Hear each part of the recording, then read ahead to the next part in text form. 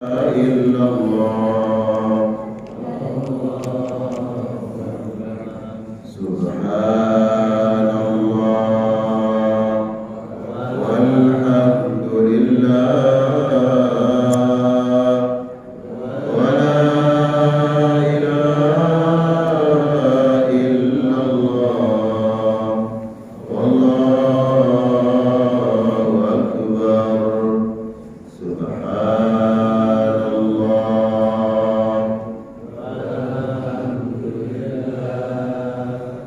ولا إله إلا الله الله أكبر سبحان الله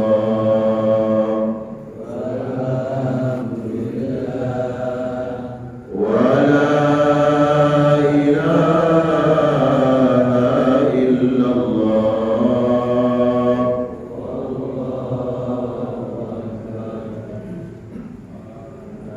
الله والحمد لله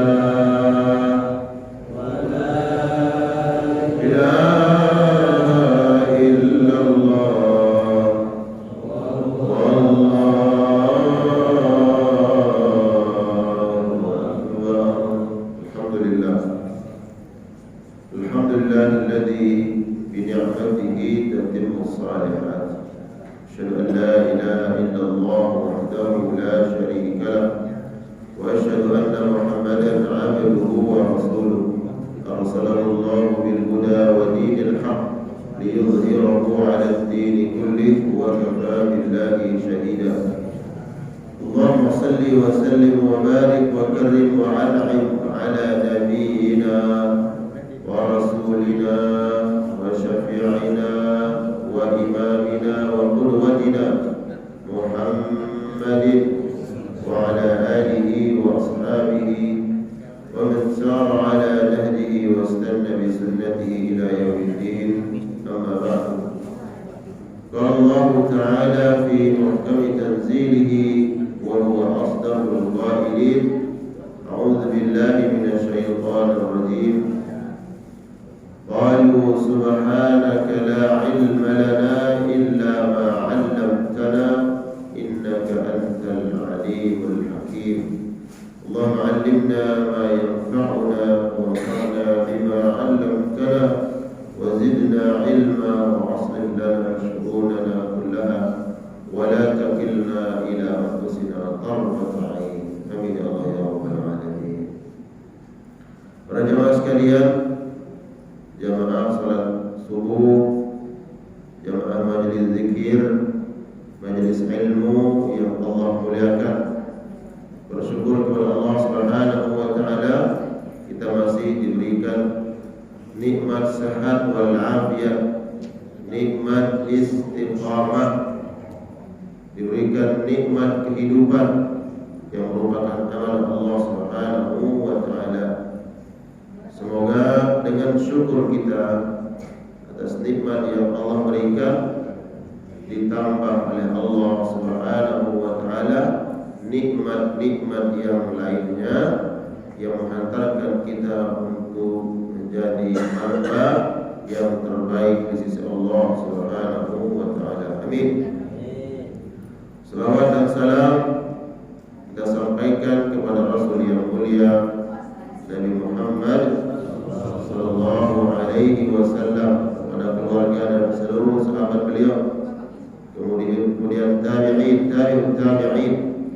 Semoga dengan selawat salam kita kepada Rasulullah sallallahu alaihi wasallam, insyaallah kita mendapatkan kemuliaan di akhirat nanti, mendapatkan syafaat Rasulullah sallallahu alaihi wasallam. Para jemaah sekalian yang Allah muliakan, hari ini kita masih berada di bulan Zulhijjah, bahkan di hari-hari 10 hari pertama di bulan yang Allah muliakan, itu bulan Zulhijjah.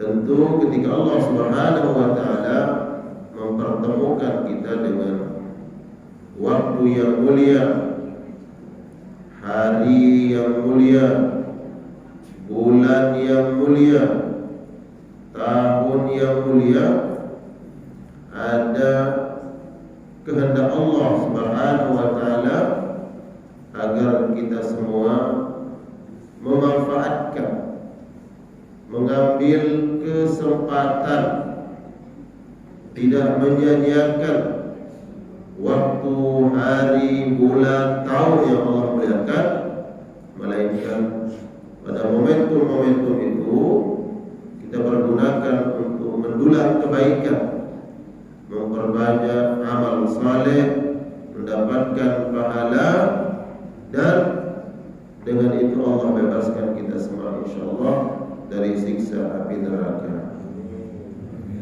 Jadi saat ini kita berada di hari-hari yang dimuliakan oleh Allah Subhanahu wa taala dibandingkan dengan hari-hari yang lain. Dan itu merupakan ketetapan Allah. Tidak ada yang berhak untuk protes. Tidak ada yang punya hak mengganggu ketetapan Allah Subhanahu wa taala. Itulah kehendak daripada Allah Subhanahu wa taala. Di dalam surat Al-Qasas ayat 68 Allah Subhanahu wa taala berfirman, "Wa rabbuka yakhluqu ma yasha'u wa yakhtar. Ma kana lahumul khiyaratu subhanallah wa ta'ala amma yusyrikun." Dan Rabb kalian, Rabbmu yang telah menciptakan dan memilih apa yang Dia kehendaki. Maka dalamul khiyaratu, tidak ada pilihan, tidak ada kehendak diberikan kepada mereka. Kehendak, ketetapan hanya milik Allah Subhanahu wa taala. Begitu juga dengan hari. Allah ciptakan hari-hari. Kemudian dari hari-hari yang Allah ciptakan itu dipilihlah hari-hari yang mulia, hari yang istimewa, memiliki keutamaan-keutamaan dibandingkan dengan hari-hari yang lain. Itu kehendak dan ketetapan Allah. Allah menciptakan 12 bulan. Inna iddatash shuhuri 'inda Allah 12 syahran fi kitabillah. Ada 12 bulan yang Allah tetapkan. Dari 12 bulan itu kemudian Allah memilih beberapa bulan yang istimewa, memiliki keutamaan dan fadilah di atas bulan-bulan yang lain. Itu ketetapan Allah, kehendak Allah, terserah Allah, nggak ada yang boleh mengganggu-gugat. Allah menciptakan manusia dari zaman Nabi Adam sampai akhir zaman nanti. Berapa jumlah manusia? Ada yang menghitung? Kira-kira berapa miliaran manusia? Dari manusia tersebut Allah pilih orang yang dimuliakan oleh Allah, diistimewakan oleh Allah. Di antara mereka ada yang dipilih oleh Allah menjadi nabi dan rasul. Enggak semuanya manusia jadi nabi dan rasul. Siapa yang dipilih, siapa yang ditetapkan? Ya semaunya Allah. Kehendak Allah. Siapa yang mau ganggu-gugat? Kalau ada yang mau ganggu-gugat ya kayak Abu Jahal, Abu Lahab. Kenapa Muhammad menjadi nabi? Kenapa bukan saya? Nah, itu ketetapan Allah. Ketetapan Allah. Dari 25 nabi dan rasul juga ada yang dipilih. Ada nabi-nabi, rasul-rasul yang ulul azmi. Itu juga ketetapan Allah. Dari nabi yang 5 ulul azmi, satu yang paling mulia, Nabi Muhammad sallallahu alaihi wasallam. Wa rabbuka yakhluqu ma yasha'u wa yakhtar. Al-Qasas ayat 68. Allah yang menciptakan, Allah yang memilih, kehendak Dia. Tidak ada yang boleh mengganggu. Termasuk kemuliaan yang Allah pilih, yang Allah kehendaki 10 hari pertama di bulan Dzulhijjah. Kehendak Allah bahwa hari-hari itu adalah hari yang mulia, istimewa di sisi Allah Subhanahu wa taala. Dijelaskan oleh para ulama. Lalu tujuannya apa? Hari yang satu diistimewakan dibandingkan dengan hari yang lain agar manusia memiliki semangat al-musabaqah fil khairat, agar kita memiliki semangat berlomba-lomba mengejar kebaikan di hari-hari yang diistimewakan oleh Allah Subhanahu wa taala. Kalau semua harinya sama, ya enggak ada semangatnya. Semuanya sama. Ya. Yang sudah dipilih hari-hari yang istimewa agar mereka yang memiliki semangat dan betul-betul mengharapkan kebaikan, dan pasti itu memanfaatkan hari-hari itu, tidak dilewatkan begitu saja. Tapi orang yang tidak memandang kebaikan, tidak paham, tidak memiliki semangat untuk mendulang kebaikan, di mata mereka hari-hari sama saja. Sebagaimana hari Senin sampai hari Ahad sama aja, nggak ada yang istimewa di pandangan mereka. Ya. Nah, ini coba sekali Allah muliakan. Jadi ada hari-hari yang Allah istimewakan, ada bulan-bulan yang Allah berikan fadilah. Para ulama menjelaskan di antara dalil keutamaan 10 hari pertama di bulan Dzulhijjah adalah surat Al-Fajr. Allah bersumpah dengan 10 hari pertama di bulan Dzulhijjah. Kalau hari ini kita berada di hari berapa, Pak? Ya, ikutin kita, matlak kita. Ya, keputusan pemerintah sesuai hilal hari berapa? Ke-8. Ya, sesuai dengan matlaknya kita. Hilal yang telah diputuskan, ditetapkan ru'yahnya hari ke-8. Berarti masih ada nih. Kalau ini hari ke-8, 10 hari pertama di bulan Dzulhijjah, tinggal 8, 9, 10. Allah Subhanahu wa taala berfirman, wal fajri, demi waktu subuh, keutamaan waktu subuh. Walayalin ashrin, dan Allah bersumpah demi malam-malam yang 10. Ke-10, bukan ke-10, malam-malam yang 10. Jadi dari hari pertama sampai hari atau malam yang ke-10. Ibnu Abbas, ini sahabat Nabi, sepupu Nabi sallallahu alaihi wasallam yang paling faham tentang makna Al-Qur'anul Karim, yang didoakan oleh Nabi, Allahumma faqihhu fid-din wa 'allimhu at-ta'wil, agar Ibnu Abbas faham, mengerti setiap urusan agama. Kemudian beliau menjelaskan makna daripada walayalin ashrin, 10 malam adalah 10 hari pertama di bulan Dzulhijjah. Begitu juga imam-imam yang lain seperti Imam Qatadah, ya, dalam makalah beliau, ungkapan beliau, yang dimaksud adalah 10 hari pertama di bulan Dzulhijjah. Dan Imam Mujahid, ulama-ulama tafsir, ya, ini dalil yang menunjukkan keistimewaan dan keutamaan daripada 10 hari pertama di bulan Dzulhijjah. Kemudian Ibnu Zubair, Abdullah bin Zubair ditanya tentang ayat ini, wal fajri wa layalin ashrin. Beliau mengatakan min awwali yaumi Dzulhijjah ila yaumin nahri. Itu kata beliau. Allah bersumpah dengan hari pertama di bulan Dzulhijjah sampai yaumun nahri, hari di mana ada sunnah memotong hewan yaum artinya hari. Nahar memotong sembelihan hewan kurban. Kemudian keistimewaan 10 hari pertama di bulan Dzulhijjah.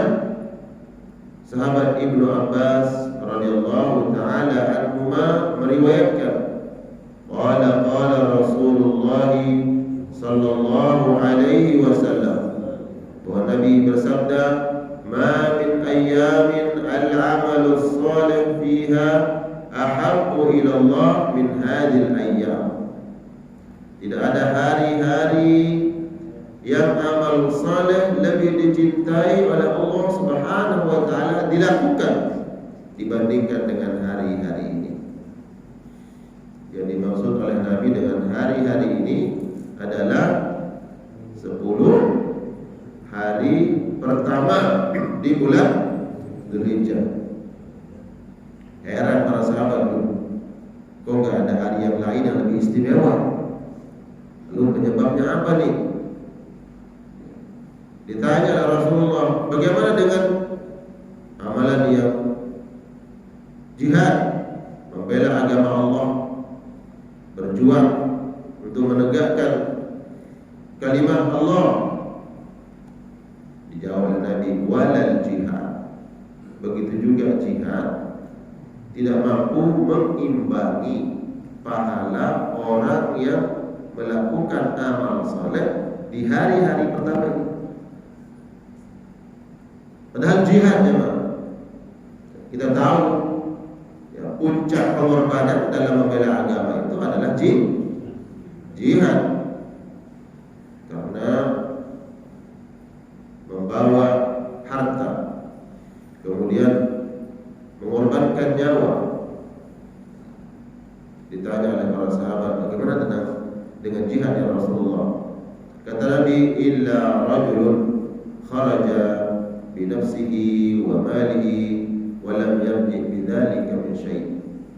Kalau ada orang yang jihad di jalan Allah dengan membawa hartanya dan membawa jiwanya, artinya dia ikut perang di jalan Allah Subhanahu wa taala, wa lam yarji bidzalika min syai', pulang tinggal nama, hartanya dia korbankan untuk membela agama Allah, bahkan nyawanya dia gugur di medan perang, syahid di jalan Allah.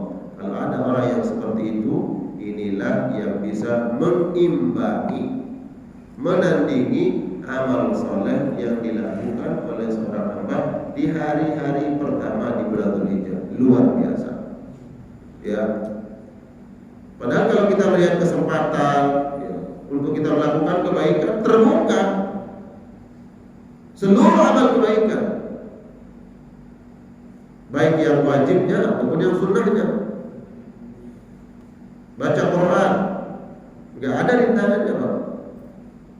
Perbanyak zikir, apa rintangannya? Amal-amal saleh yang lain nggak ada rintangannya. Kalau jihad, rintangannya banyak, ya kan? Apalagi melihat kilatan pedang musuh,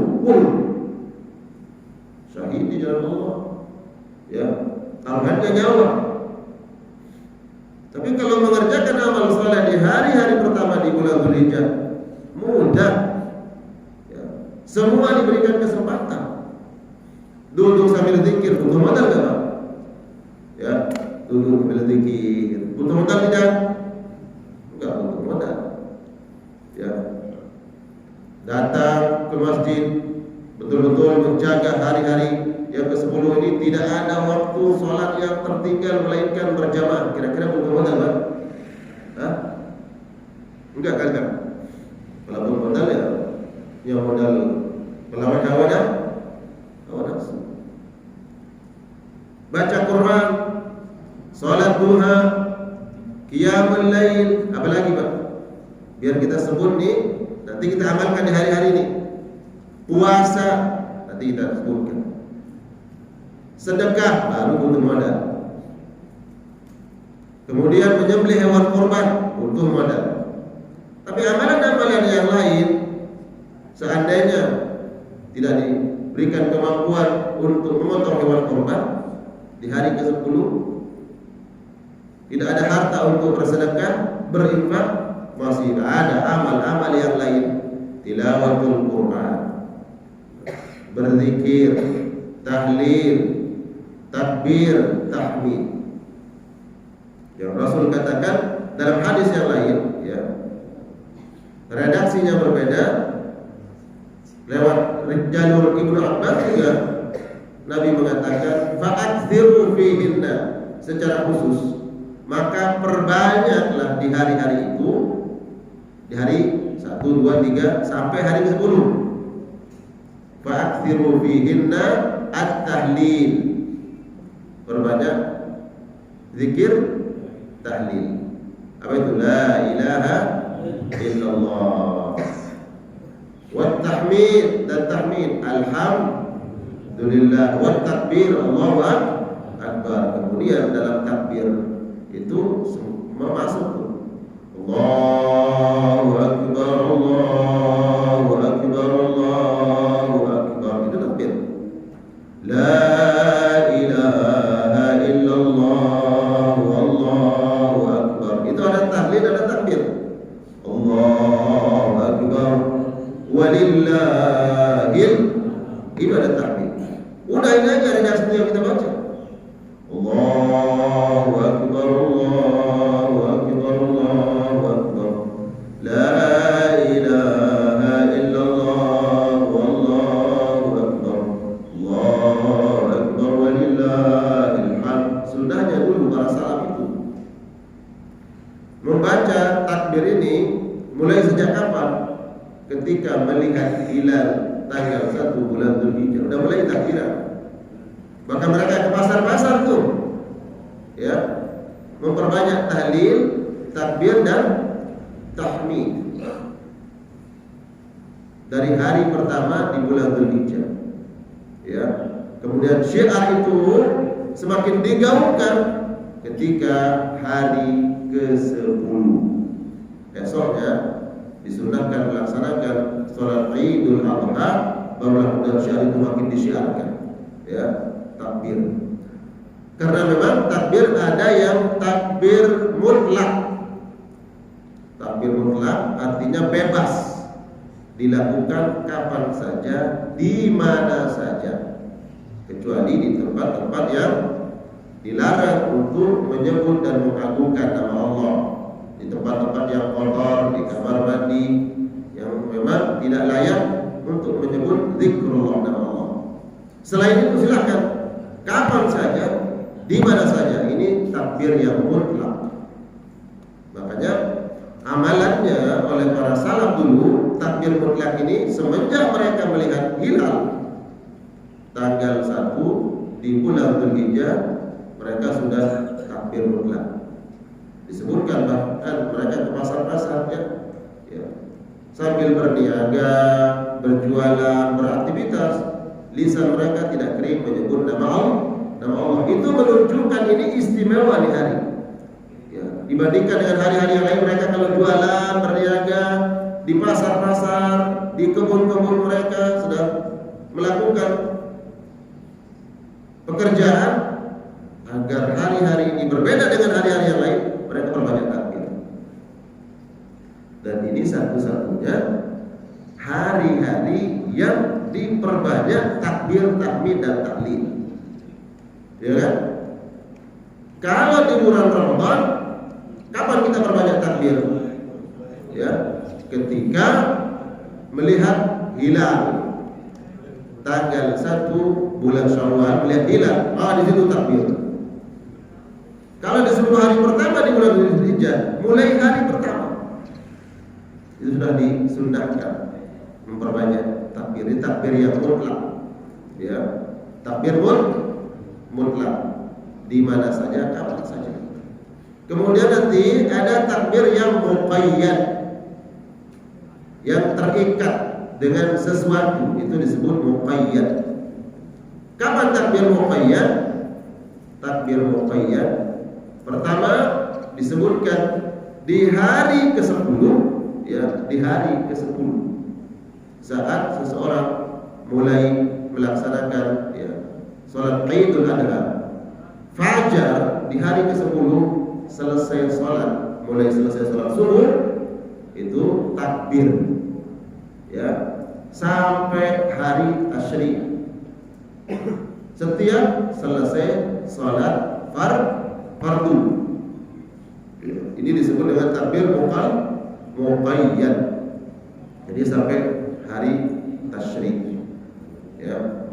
11, 12, 13 Zulhijjah. Setiap selesai salat ada takbir disebut dengan takbir muqayyad sampai terbenam matahari di hari itu. Ya. Maka dianjurkan memperbanyak daripada amal-amal soleh dan diantaranya adalah takbir muqayyad. Nah, jadi ini keistimewaan hari-hari pertama di bulan Dzulhijjah. Walal jihad fi sabilillah, maka dia pun tidak mampu mengimbangi. Sehingga para ulama mengistimbat hukum dari hadis ini, apapun bentuk amal soleh dianjurkan, termasuk adalah as-shaum, puasa. Jadi boleh, ya, boleh puasa mulai dari tanggal 1. Kalau sekarang tanggal 1, 2, 3 udah lewat kan? Betul nggak? Aduh, kelewat, udah tahun depan deh. Lihatin, mulai tanggal 1 sampai tanggal 9 diperbolehkan puasa, keumuman tadi. Karena puasa bagian dari amal soleh. Tanggal 1 puasa, tanggal 2 enggak boleh, boleh. Tanggal 3 puasa, tanggal 4, 5 enggak puasa, boleh. Terserah. Mau puasa dari tanggal 1 sampai tanggal 9 silahkan. Mau pilih hari-hari itu silahkan. Tapi yang paling utama derajat hadis kesahihan secara khusus adalah puasa tanggal 9.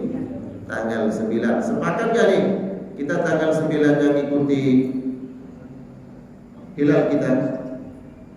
Hah? Ada yang beda? Ada Ustaz, kita ngikuti yang di sono. Serah. Kita ngikuti pemerintah, serah. Jangan berantem, itu aja intinya. Satu masjid beda puasanya. Masih puasa ya. Udah puasa ya. Serah pilih yang mana. Lalu Ustaz pilih yang mana? Kalau saya melihat hilal, sumu li ru'yatihi waftiru li ru'yatihi. Silakan puasa, dasarnya adalah melihat hilal. Ya. Yas'alunaka 'anil ahillah qul hiya mawaqitu lin-nas wal hajj. Mereka bertanya kepadamu tentang hilal. Kata Al-Qur'an, ya, katakan dia hilal itu untuk menjadi ukuran, ya, panduan dasar untuk ibadah, termasuk ibadah haji. Ya. Sehingga yang mengikuti hilal kita, pemerintah, maka silakan puasa. Kalau puasa tarwiyahnya berarti hari ini. Puasa tarwiyah. Puasa Arafahnya berarti besok. Ustaz, saya lebih cenderung ngikut yang di sana karena saya dengar juga Ustaz itu kaitannya dengan Arafah, di mana puasa Arafah disunahkan bagi yang tidak melaksanakan ibadah haji saat kaum muslimin berada di padang Arafah tanggal 9. Saya jadi ikut yang di sana, silakan. Ya. Yang benar mana? Tidak semua yang berbeda itu selalu benar salah. Bukan kontradiktif, bisa saja dua-duanya benar, ya. Kita sesuai dengan keyakinan kita, dalil dan istinbat hukum, bisa saja berbeda itu bervariatif. Dibenarkan dua-duanya. Kok bisa Ustaz? Bukankah kebenaran yang mutlak itu satu? Iya. Ya, tapi ada kebenaran yang nisbi, artinya bahwa bisa saja ini benar, ini salah, bisa saja dua-duanya benar. Ada dalilnya, ada. Ya, ada dalilnya. Dua perbuatan yang berbeda atas perintah Nabi, tapi dua-duanya ini benar kata Nabi.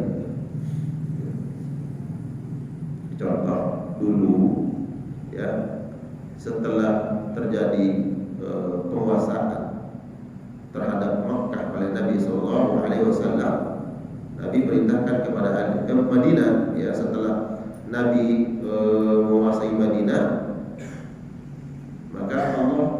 diperintahkan kepada Nabi untuk menghukum Bani Quraisyah, yaitu orang-orang Yahudi yang ada di Madinah. Maka Nabi perintahkan Ali, bawa pasukan ya ke Bani Quraisyah, ya, atas pengkhianatan Bani Quraisyah karena membantu orang-orang Quraisy yang datang ke Madinah untuk merongrong Nabi Sallallahu Alaihi Wasallam. Atas pengkhianatan itu kemudian berangkatlah Ali membawa pasukan ke Bani Quraisyah, orang-orang Yahudi. Kata Nabi, Ali bawa pasukan. Nanti jangan kalian sholat asar kecuali di sana. Kata Nabi, jangan sholat asar kecuali di Bani Quraisyah. Berangkatlah Ali dan pasukan. Di pertengahan jalan, wah ini kan sudah masuk waktu asar. Prediksi, kita nggak mungkin bisa sholat asar di sana. Kalau nyampe sana itu pasti maghrib. Kalau kita sholat di sana berarti lupa sholat asar. Gak ada dong sholat asarnya. Sepakat, rombong ini sahabat. Gimana? Kan kata Nabi nggak boleh sholat asar kecuali di sana. Akhirnya pecahlah jadi dua kelompok. Ada yang mengatakan pokoknya harus ngikut kata Nabi, apapun harus taat. Kata Nabi jangan sholat asar kecuali di sana. Kalau kita sampai sana nanti maghrib, ya udah sholat asar aja di sana. Walaupun di waktu maghrib. Bukan begitu, kan perintah Nabi gitu. Jangan sholat asar kecuali di sana. Yang satunya bilang enggak. Inna sholata kanat 'alal mu'minina kitaban mawquta. Sholat itu ada waktunya. Sholat asar, iya ada waktunya. Batas akhirnya guru syams. Pokoknya harus sholat asar. Kedua-duanya ini memahami berbeda. Yang satu memahami secara tekstual perintah. Bahwa perintahnya sholat asar di sana. Sudah kita pahami itu perintah. Mau maghrib kayak apa, pokoknya perintahnya begitu. Udah berangkat, sholat di sana. Akhirnya betul yang satu kelompok berangkat ini nyampe sana udah maghrib, habis waktu. Tetap sholat asar di sana. Karena itu perintah Nabi. Yang satunya enggak. Aku pahami dari perintah Nabi itu adalah berangkat itu jangan lama-lama, harus cepat. Itu yang saya pahami dari perintah Nabi. Harus cepat sehingga bisa sholat asar di sana. Tapi kan kita udah berusaha cepat, ternyata nyampe sana nanti nggak bisa sholat asar. Yaudah, kita sholatnya di perjalanan. Akhirnya pecah nih. Dua-duanya ngadu, ya Rasulullah begini. Terus yang satu gimana? Sholat asar di sana di waktu maghrib. Yang satunya lagi sholat asar di jalan. Karena takut lupa waktu. Kata Nabi, ini bener, ini bener. Enggak ada yang bilang kamu salah. Ya, kamu salah. Itu Nabi yang punya legitimasi. Ya, ini contoh dari Nabi Sallallahu Alaihi Wasallam. Begitu juga di dalam perkara ini. Jangan sikut-sikutan. Ya, kalau nggak dapat pahala apa salah puasanya. Gitu. Jadi silahkan pilih yang mana. Tapi ya kita mendapat penjelasan dari para ulama bahwa kita mengikut sesuai dengan ilah. Ya, ya selalu dengan ilah kuliah bahwa itu dilakukan. Berapa alasan-alasannya? Ya, secara logika saja, secara logika. Kalau hari ini sih gampang Pak. Kita bisa langsung tahu pengumuman tanggal 1 bulan Zulhijjah di Arab Saudi ketika diumumkan detik itu, jam itu kita bisa tahu. Betul nggak? Udah canggih. Ya, ada siaran langsung, ada berita, ada medsos, ada ini itu bisa. Oh, udah masuk hilal, ketahuan di sana ada muncul ruya. Ya, tanggal 1 ketahuan. Tapi bayangkan Islam ketika tersebar, ya, di zamannya Abu Bakar, di zamannya Umar, Islam sudah mampu masih tersiar, Islam di mana-mana. Lalu kalau patokannya adalah wukuf di sana, gitu ya. Terus mereka yang tidak tahu informasi bahwa di sana ada hukuman ada, tempat mereka jauh. Kalau berita harus dibawa bisa berbulan-bulan. Ya? Lalu bagaimana cara membawa berita? Oh, di Mekah sudah wukuf, kita akan tersebar. Ya Allah, di mana beritanya? Gimana cara menyampaikan informasi itu? Kalau patokannya di sana, ini dalil bahwa cukup mereka melihat hilal. Berarti kalau mereka melihat di tempat mereka, ya, bahwa hilang, maka puasa Arafahnya di tanggal 9. Seandainya berbeda dengan hukum, tetap mereka mendapatkan keutamaan Arafah karena pijakan tadi adalah melihat di hilal. Ala kulli hal bahwa keutamaan puasa Arafah disebut oleh Nabi sallallahu alaihi wasallam, ya. Su'ila Rasulullah sallallahu alaihi wasallam an shaumi Arafah. Nabi ditanya tentang keutamaan daripada puasa Arafah. Kata Nabi, yukaffiru sanah al-madiyah wal baqiyah. Nah, ini yang penting dapat ini insyaallah. Puasa Arafah itu keutamaannya menghapus dosa-dosa 1 tahun yang lalu dan 1 tahun yang akan datang. Dosa apa? Dosa-dosa kecil, dosa yang tidak disengaja, dosa ya disengaja tapi dosa kecil, baik lewat tatapan mata ataupun terbersit dalam hati atau sesuatu yang kita tidak ada niatan, maka insyaallah dengan puasa 1 hari, ya, puasa 1 hari di hari ke-9 di bulan Dzulhijjah atau puasa Arafah, maka keutamaannya menghapus 2 tahun, ya. Adapun dosa besar tidak cukup dengan puasa itu, maka dengan at-taubah, taubatan nasuha, sudah penyesalan, menyesal tidak mengulangi dosa tersebut, kemudian ikhlas betul-betul meninggalkan dosa tersebut. Itu syarat daripada dihapuskannya dosa-dosa besar, ya. Dan ini kesempatan, ya. Ada yang bisa menjamin, Pak, kalau tahun depan bisa bertemu dengan bulan Dzulhijjah? Enggak ada yang bisa menjamin. Maka ketika ada kesempatan, tidak ada alasan dan kita melewati waktu-waktu ini. Perbanyak zikir, ya. Apapun bentuk zikirnya, kalimat-kalimat thayyibah. Kemudian tidak melewatkan puasa Arafah, insyaallah. Ya. Siapa? Ini udah ada puasa Arafah belum? Ada Arafah. Ya, berarti ngikut yang di Saudi. Lihat kenyataan aja. Ya, berarti kalau yang ikuti hilal kita besok, ya, besok puasa Arafah, ajak keluarga, ingatkan anak-anak kita di rumah itu, ya. Seperti besok kita akan puasa hari pertama bulan Ramadan. Sepakat itu keluarga. Nah, besok puasa Arafah. Oh, ada puasa besok. Puasa ya? Hari ini puasa? Hari ini puasa? Wah, Masya Allah. Tuh, kelas berapa sekarang? Kelas 5. Jangan kelama kelas 5, kan gitu ya. Alhamdulillah sepakat. Ustaz, besok kami akan adakan berbuka bersama karena ada puasa Arafah. Oh, silakan, ya kan? Berarti nggak muncul, wah ini kan nggak puasa nih. Jangan suzon, ya. Boleh nggak buka bersama? Boleh, silakan. Itu untuk saling memotivasi, ya. Buka bersama puasa Arafah, ya. Ibu-ibunya sudah siap. Oh, kita akan siapkan nih, ibu majelis taklim siapkan berbuka puasa untuk yang puasa sunnah Arafah. Alhamdulillah, untuk memotivasi, ya. Yukaffiru sanah al-madiyah wal baqiyah, yang akan datang, ya. Dosa diampuni oleh Allah Subhanahu wa taala dan dosa yang sudah berlalu.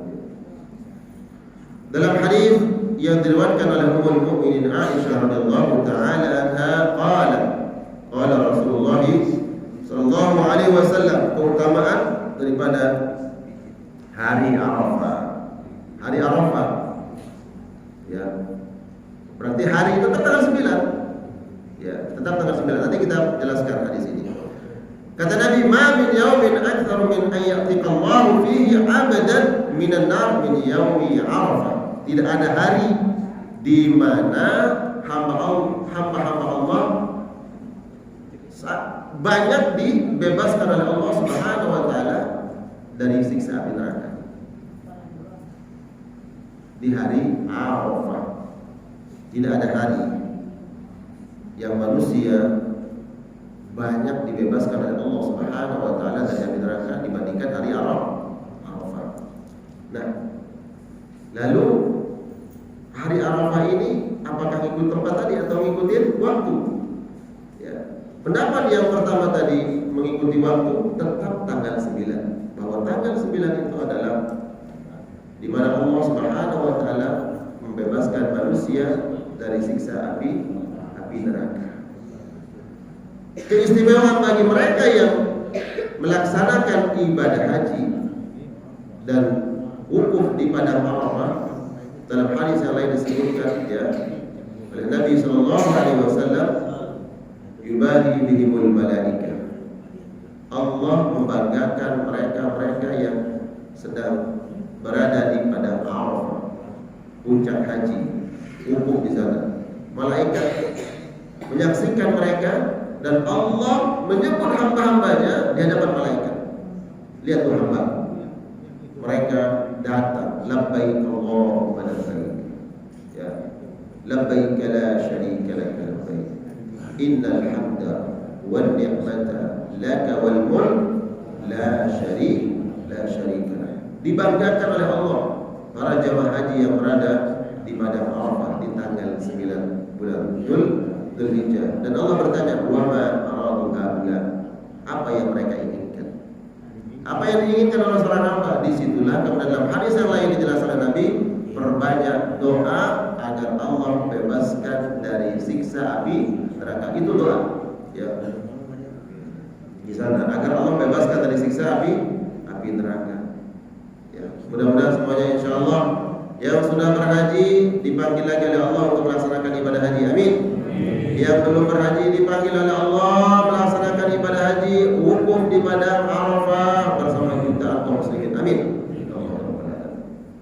Di hari itulah manusia paling banyak dibebaskan oleh Allah dari siksa api neraka. Kata Nabi di hari ini, di hari tanggal 9 bagi jemaah haji persis yang di periksaan mereka berada di padang Arafah karena tidak berhaji, kaitannya dengan waktu. Jadi dapat keutamaan hadis ini bahwa di tanggal 9 bulan Dzulhijjah sesuai dengan hilal, sesuai dengan ru'yah masing-masing, berarti mendapatkan keutamaan. Makanya perbanyak doa di tanggal 9, terutama doa Allah bebaskan dari api neraka. Ya, Allahumma inna na'udzubika min adzabin nar. Itu di antara doa yang kita baca. Ya.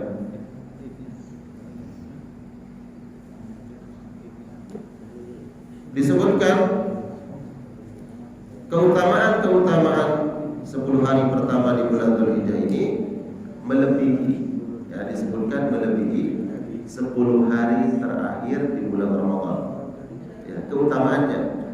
Ya. Ada yang mengatakan bulan Ramadan 10 malam terakhir diistimewakan dengan malam Lailatul Qadar. Adapun hari-hari pertama di bulan Dzulhijjah dimuliakan dengan amalan yang induk daripada amal ibadah ada di hari-hari pertama. Di antaranya sedekah, kemudian salat, kemudian haji. Itu ada di 10 hari pertama di bulan Dzulhijjah. Adapun di 10 hari terakhir di bulan Ramadan, ya, tidak ada ibadah tadi, ibadah haji tidak ada. Ya, yang ada salat, ya, kemudian zakat, sedekah. Banyak kemudian disebut oleh para ulama 10 hari pertama di bulan Dzulhijjah ini memiliki keistimewaan di atas 10 malam di akhir Ramadan karena semua itu ibadah ada di 10 hari pertama bulan Dzulhijjah. Ya. Di antaranya adalah adanya ibadah haji. Puncaknya tanggal berapa? Tanggal 9. Yang Nabi sebutkan al-hajju Arafah. Haji itu adalah Arafah. Sehingga tidak sah haji seseorang apabila tidak wukuf. Bahkan kalau kita lihat makanya jamaah-jamaah itu walaupun dalam keadaan sakit dibawa pakai ambulan, digotong datang ke Arafah untuk wukuf karena itu puncak haji. Nah, para ulama menjelaskan bahwa 10 hari pertama di bulan Dzulhijjah ini bahkan melebihi keistimewaan daripada 10 malam terakhir di bulan Ramadan. Walaupun di sini ada khilaf, ada perbedaan pandangan. Gitu. Yang kemudian menemukan titik temu bahwa kalau 10 hari pertama di bulan Dzulhijjah yang dimuliakan adalah hari-harinya, berarti semenjak terbitnya fajar sampai ghurubus syams, terbenamnya matahari. Adapun 10 terakhir di bulan Ramadan diistimewakannya lewat ghurubus syams, terbenamnya matahari, yang diistimewakan malam-malamnya. Nah, ini menemukan titik temu di situ. Yang pada intinya jemaah sekalian Allah muliakan, tentu kita tidak melewatkan hari-hari pertama di bulan Dzulhijjah ini sebagaimana kita mengikat semangat kita, menguatkan semangat di 10 hari terakhir bulan Ramadan, maka begitu juga kita lakukan ya di hari-hari pertama di bulan Dzulhijjah. Karena memang kita melihat bahwa berbeda, kita memiliki sikap di 10 malam terakhir bulan Ramadan dengan 10 hari pertama di bulan Dzulhijjah. Ya. Coba lihat kalau 10 malam terakhir di bulan Ramadan, subhanallah, itikaf di mana-mana, ya kan? Itikaf yang mulai bagus atau tidak? Bagus karena waktu perintahnya, karena keutamaannya malam-malam tersebut. Nah, hanya saja syiarnya yang kurang. Syiar yang kurang di hari-hari pertama di bulan Dzulhijjah. Itu yang harus kemudian kita bangkitkan syiarnya. Ya. Dan jemaah sekalian Allah muliakan, ini kaitannya dengan ibadah yang harus kita perhatikan di 10 hari pertama di bulan Dzulhijjah. Kaitannya dengan memotong hewan kurban sudah kita bahas di kajian yang lalu di Masjid Muhajirin. Baik, kita buka sesi tanya jawab untuk jemaah yang ingin bertanya kaitannya dengan tema kita di pagi hari ini atau di luar tema. Ya, silakan. Assalamualaikum warahmatullahi wabarakatuh. Waalaikumsalam warahmatullahi wabarakatuh.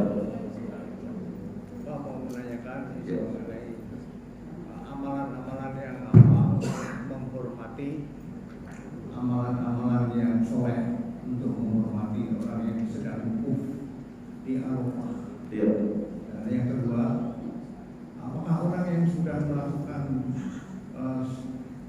saum atau Arafah, siang atau puasa Arafah, apakah harus besoknya harus sholat id atau mungkin bisa ditunda sholat idnya? Ya. Karena memang kebetulan dia itu korbannya di satu tempat yang Ya. sholat idnya lain gitu. Ya. Nah, begitu pertanyaannya Pak Ustaz. Jadi apakah boleh orang sholat id menunda puasanya? Tetap kita sekarang misalnya kalau memang sekarang orang ada di Arafah, kita menghormati dia, bukan kita melihat itu hilal atau melihat apapun. Tapi kita menghormati dia, terus kita mendoakan dia supaya diberi keselamatan, kesehatan sehingga hukumnya lancar. Tapi kalau kita di sana sudah Arafah puasa, kita masih tarwiyah. Bagaimana kelihatannya? Baik. Ya, Pak Ustaz. Baik, barakallahu. Dapat dipahami pertanyaannya. Di balik pertanyaan itu sebenarnya ya kita harus sama dong gitu ya. Di sana sedang wukuf, kita puasa gitu. Kira-kira begitulah di balik pertanyaan itu ya. Jadi gini jemaah sekalian muliakan, kalau bertepatan pas ya hilal kita, maka yang di sana wukuf di pada Arafah puncak haji, ya kita berpuasa bertepatan kalau bertepatan. Ya. Lalu kalau tidak bertepatan hilalnya seperti hari ini, di saat ini kita berbeda, ya kan? Di sana tanggal 8 kita masih tanggal 7, di sini tanggal 9 kita masih tanggal 8, kan begitu? Nah, lalu bagaimana cara menghormati ya mereka yang sedang wukuf di sana? Tadi saya sebutkan sebenarnya tidak hanya lewat puasa, ya. Mereka wukuf di sana dengan ucapan yang sama, dengan talbiyah mereka. Jutaan manusia itu mereka bertalbiyah, datang berbondong-bondong dengan talbiyah mereka, labbaik Allahumma labbaik. Kami datang ya Allah, menyambut seruan, datang Arafah. Maka talbiyah mereka itu kita samakan di sini dengan takbir. Makanya tadi saya sebutkan Nabi SAW mengatakan fa'akthiru fihinna, perbanyak di hari itu at-tahlil wal takbir wal tahmid. Jadi untuk memuliakan, menghormati, yang sebagaimana Bapak sebutkan tadi bahwa mereka wukuf di padang Arafah dengan kita memperbanyak takbir, sebagaimana mereka di sana memperbanyak talbiyah. Dan kata Nabi, sebaik-baik doa yang saya ucapkan dan para nabi ucapkan adalah doa la ilaha illa anta subhanaka inni kuntu minadh dhalimin, la ilaha illallah wahdahu la syarika lah, lahul mulku wa lahul hamdu wa huwa ala kulli syai'in qadir. Ya, jadi di situ ada tahmid, ada tahlil, ada doa, pengakuan dosa. Jadi kita perbanyak dengan itu. Kalau tidak bertepatan, ya tidak sama hilangnya. Begitu. Lalu apakah boleh kalau di tempat kita berbeda dengan yang di sana, lalu kita ikut puasa sesuai dengan jadwal di sana? Saat kaum muslimin wukuf di padang Arafah, kita puasa Arafah, sedangkan esoknya baru Arafah di tempat kita, apakah boleh nanti kita mundur sholat id kita, sholat id bersama manusia, bersama para jemaah di tanggal 11 hitungannya kita, ya kan? Karena kita ikut di sana, apakah boleh atau tidak? Ya, Allahu a'lam bishawab. Yang benar adalah sholat id itu jatuh pada tanggal 10, itu yang benar. Jadi kalau kita puasa di tanggal berbeda dari sana, coba cari mana masjid yang kira-kira mendirikan sholat id yang sesuai dengan kita. Karena sholat itu tanggal 10, sedangkan kita puasanya, ya kan, tanggal 9 Arafah minggu di sana. Gitu. Ustaz, di lingkungan kita beda. Saya mau sholat bersama jamaah kaum muslimin, berarti sholat saya tanggal 11 dong. Ya, apakah boleh atau tidak? Allahu a'lam bishawab. Kalau memang tidak ada pilihan, silakan. Tafadhol, ini untuk perkara sunnah, gitu ya. Tapi afdalnya adalah memang kita sholat itu ya sesuai sunnahnya tanggal 10. Yang puasa sekarang, puasa Arafah hari ini, cari mana masjid yang sholat idnya besok. Paham ya? Ya. Jauh Ustaz, ya udah disebutnya begitu. Ya, pasal-pasal begitu cari, sehingga kita sholat sesuai dengan tanggal yang kita yakini. Gitu. Jangan sholatnya di tanggal 11. Ini sebagai solusinya gitu ya. Kalau nggak dapat Ustaz, ya udah nggak apa-apa. Kan ini perkara sunnah. Allahu a'lam bishawab. Kira-kira ada yang sholatnya besok di sekitar kita?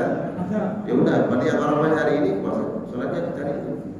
Ya, biar tepat sesuai dengan tanggal. Ya, karena puasa sholat itu ya di tanggal 10. Wajib menari dan potong hewan kurban. Begitu, barakallah. Ada lagi pertanyaan lain? Ya. Halo. Silakan Pak. Assalamualaikum warahmatullahi wabarakatuh. Waalaikumsalam. Berkaitan dengan tema kita, ini masalah haji. Ya. Jadi saya mau bertanya, saya pernah membaca hadis Bukhari, kalau seandainya kita sholat di rumah dapat 1 derajat, kalau di masjid 27 kan itu misalnya. Ya. Jadi kalau di Nabawi Aqsa dapat 1000. Ya, kalau di Masjidil Haram dapat 100.000 kan gitu. Ya. Ya, kalau seandainya saya terjemahkan ke dalam uang, kan itu sudah gampang misalnya. Ya. Di rumah dapat 1 juta. Ya. Di masjid dapat 27 juta, tapi kita pilih 27 juta. Kalau di Aqsa dan Nabawi dapat 1 M. Bahkan kalau di Masjidil Haram dapat 1 T, kan gitu. Ya.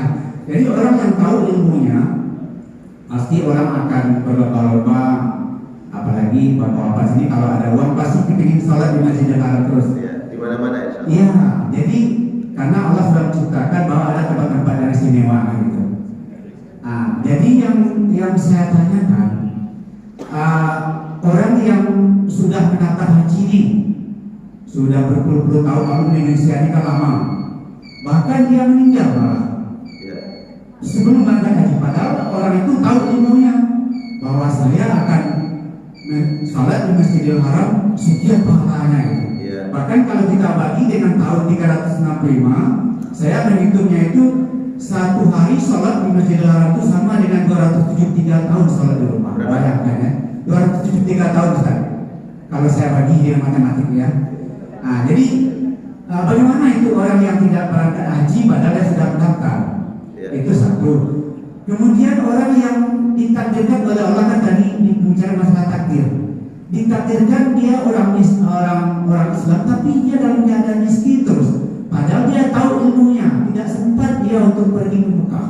Itu bagaimana orang tersebut di mata Allah? Terima kasih Ustaz. Assalamualaikum warahmatullahi wabarakatuh. Semoga insyaallah kita semua berangkat haji, amin. Yang belum umrah berangkat umrah, amin.